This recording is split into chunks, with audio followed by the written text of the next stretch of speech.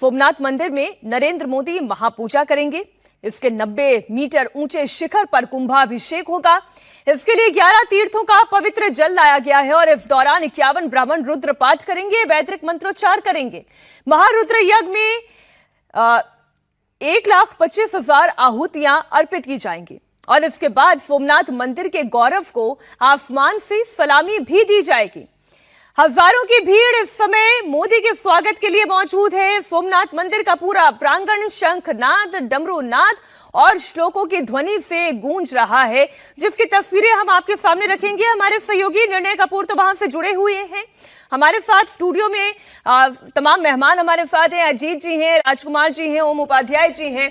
सोमनाथ मंदिर पहुंचने के बाद फिर तो सारी तस्वीरें जब वहां के सामने आएगी वो हम आपको दिखाते चलेंगे। लेकिन जो चर्चा यहां पर चल रही है, एक तरफ मोदी की शिव शक्ति है, एक तरफ इस देश में जिस तरीके का सांस्कृतिक राष्ट्रवाद का उदय हो चुका है, दूसरी तरफ आप ये कहें राजनीतिक पहलू को आप देखें कि जो संस्कृति की बात कर रहा है, जो सनातन की बात कर रहा है, कैसे वो देश पर राज कर रहा है, बात इसकी भी होगी, चर्चा इस राजनीतिक पहलू की भी होगी। और कौन कौन सी ऐसी बातें हैं जो पंडित जवाहरलाल नेहरू से लेकर सरदार वल्लभ भाई पटेल, डॉक्टर राजेंद्र प्रसाद के मुंशी, वो तमाम पेपर्स, आज एक एक विषय इस चर्चा में हम शामिल करेंगे। सोमनाथ मंदिर पहुंचने के बाद पहले तो आपको बता दें आज क्या क्या आप तस्वीरें देखेंगे। प्रधानमंत्री भगवान सोमनाथ की विशेष पूजा करेंगे और इसके साथ ही प्रधानमंत्री मंदिर के शिखर के कुंभाभिषेक, ध्वजारोहण समारोह में और साथ ही एयर शो में भी वो शामिल होने जा रहे हैं।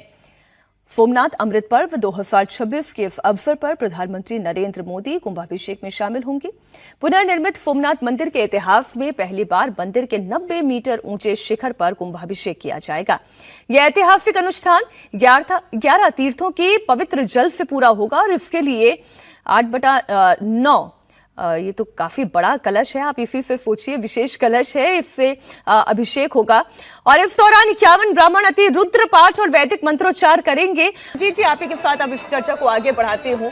दो बड़ी महत्वपूर्ण बातें हैं। सरदार वल्लभ भाई पटेल किसके आइकॉन हैं? वो कांग्रेस पार्टी के आइकॉन है, लेकिन उस आइकॉन को कैसे बीजेपी ने ओन किया, कैसे स्टैच्यू ऑफ यूनिटी का निर्माण हुआ, ये तो पूरी दुनिया ने देखा, इसमें तो कोई दो राय नहीं।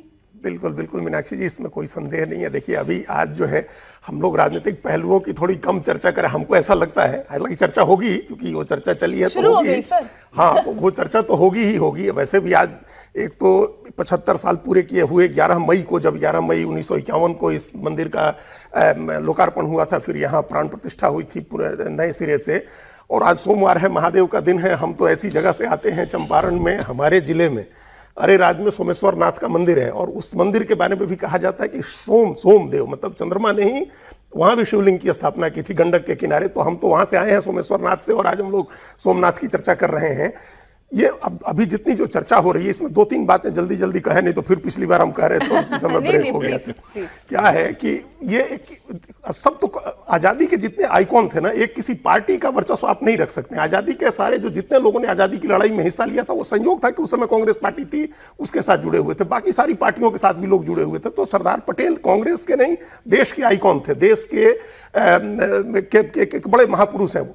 और जितने लोगों के बीच उस समय विवाद हुआ, नेहरू की चिट्ठियों का जिक्र हो रहा है, 17 चिट्ठियां लिखी थी नेहरू ने और उसको 17 लेटर कंट्रोवर्सी लोग कहते भी हैं, आज भी उसको उसी अंदाज में कोट किया जाता है।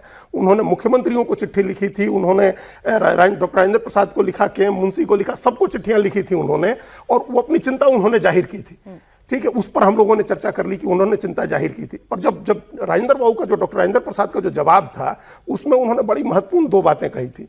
एक तो कहा था उन्होंने कि हिंदुस्तान, भारत जो है, भारत का संविधान जो है वो इररिलीजियस नहीं है और न एंटी रिलीजियस है, मतलब अधार्मिक नहीं है और धर्म विरोधी नहीं है, वो धर्मनिरपेक्षता की बात कहता है। दूसरी महत्वपूर्ण बात उन्होंने कही थी कि इसी तरह से किसी मस्जिद और गिरजाघर के उद्घाटन में भी हमको बुलाया जाएगा तो हम जाएंगे, जिस तरह से मंदिर के उसमें हमको बुलाया गया था। तो ये डॉक्टर राजेंद्र प्रसाद का कहना था। और आप लोकतंत्र देखिए, डेमोक्रेसी देखिए, कांग्रेस का सबसे बड़ा नेता डॉक्टर राजेंद्र प्रसाद ने उनकी बात नहीं मानी। उन्होंने कहा कि हम जाएंगे, राष्ट्रपति थे वो गए, उन्होंने उद्घाटन किया। उनके उप प्रधानमंत्री ने उनकी बात नहीं मानी, उन्होंने पुनर्निर्माण का काम किया। के मुंशी ने उनकी बात नहीं मानी, उन्होंने काम किया। और वो